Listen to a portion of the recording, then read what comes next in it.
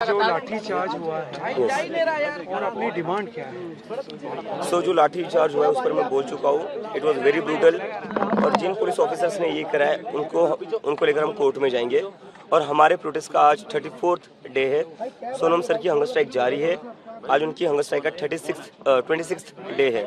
तो जब तक हमारी डिमांड्स नहीं होती, डिमांड्स पूरी नहीं होती, तब तक हमारा प्रोटेस्ट जारी रहेगा। But we are requesting Sonam sir to end his hunger strike because we cannot afford to lose his life. ये बात दो दिनों से लगातार जंतर मंतर के बाहर सड़कों पे हंगामा हो रहा है, बर्दाश्त हो रहे हैं। आप भी लगातार अपील कर रहे हैं कि ऐसी चीजें ना करें। कौन से लोग हैं? ये बाहर से लोग भेजे जा रहे जानबूझकर प्रोटेस्ट को खराब करने के लिए। हम यहाँ पर 1 महीने से बैठे हुए थे, 1 महीने में ऐसी कोई वारदात नहीं हुई। लेकिन अब क्या हो रहा है, जैसे ये प्रोटेस्ट बड़ा हो गया है तो ये बाहर से गुंडे भेजे जा रहे हैं बीजेपी द्वारा जानबूझकर लोगों को उकसाने के लिए। और यही लोग हैं जो पथराव करे बीजेपी के। पुलिस यहाँ पर पत्थरों के ट्रक लाकर रखती है, बीजेपी के गुंडे आते हैं, वो पत्थरबाजी करते हैं और फिर कॉकरोच जनता पार्टी के लोगों को बदनाम करते हैं। What about the discussion? The central cabinet ministers are saying door is open. Our door is, Jantar मंतर's door is also open. Abhijit दिपकेजी, तुमची आता भूमिका काय नक्की नेमकी? तुम्ही आंदोलनावरती ठाम आहात, परंतु चर्चेसाठी तुम्हाला बोलवण्यात आलेलं आहे. चर्चेसाठी तुम्ही जाणार की सरकार इकडे? आम्ही मागच्या वेळेस सरकारकडे गेलो होतो चर्चेसाठी, पण सरकारने 5 तास बसून ठेवलं. 5 तासात ते फक्त 10 मिनिटं बोलले. तर त्यांनी एका प्रकारे आमचा पूर्ण टाइम वेस्ट केलेला आहे. आता जर सरकारला चर्चा करायची असेल तेही सरकारच्या घरी होणार नाही, आता ती जंतर मंतर. परंतु दिपकेजी, या आंदोलनामध्ये अनेक वेगळ्या शक्ती देखील घुसलेल्या आहेत, तुमचं आंदोलन बिघडवण्याचं काम करतात आहेत.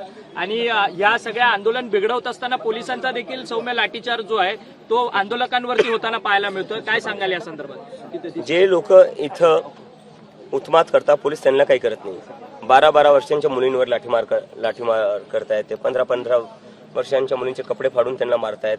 पण जे सिव्हिल ड्रेसमध्ये काही लोक दगडफेक करत होते आणि असं पाहण्यात आले की काही पोलीसवाल्यांनी सुद्धा गाड्या फोडलेल्या आहेत. तर सिव्हिल ड्रेसमधल्या पोलिसांनी गाड्या फोडल्या, त्याचे व्हिडिओ आलेले आहेत. तर पोलीस कुठं ना कुठं कॉम्प्रोमाइज आहे. पोलीस कुठं ना कुठं जे बाहेरून गुंडे येत आहेत त्यांच्यासोबत मिळून हे प्रोटेस्टला डिस्टर्ब करायचा प्रयत्न करतात. महाराष्ट्रात देखील मोठ्या प्रमाणात आंदोलन होताना पाहायला मिळतंय. मुंबईमध्ये राज ठाकरे, आदित्य ठाकरे किंवा अमित ठाकरे हे सगळेजण आता आंदोलनात सक्रियपणे सहभागी होतात आहेत. आंदोलक मुलांच्या पाठी उभे राहतात आहेत. आज प्रकाश आंबेडकरांनी महाराष्ट्र बंदची हाक दिली आहे, तर परवा पुन्हा एकदा दोन्ही ठाकरे बंधू एकत्रितरित्या आंदोलन करतायत. कशा पद्धतीने या सगळ्या आंदोलनाला बघताय आणि तुमचा जाहीर पाठिंबा काय तुमचा मेसेज आहे? माझा मेसेज हा जो मी आधीच म्हणत होतो की आता वेळ आलेली आहे. आपल्या सगळ्यांना आपले जे पॉलिटिकल डिफरन्सेस आहे ते बाजूला ठेवावे लागतील. आपले जे काही आयडिओलॉजिकल डिफरन्सेस आहे ते बाजूला ठेवावे लागतील. कारण की आता जो विषय तो खूप मोठा विषय, देशाच्या भविष्याचा विषय. जर आज आपण एकत्र येऊन आवाज नाही उठवली किंवा आंदोलन नाही केलं तर ह्या देशात वाचवण्यासारखं काही राहणार नाही. मुलांचं भविष्य वाचवण्यासारखं. मुख्यमंत्री देवेंद्र फडणवीस म्हणतात की मुलांच्या खांद्यावरती बंदूक ठेवून हा सगळा आंदोलनाचा प्रकार सुरू आहे आणि फेसलेस आंदोलन आहे, अशा पद्धतीची टीका करतात ते.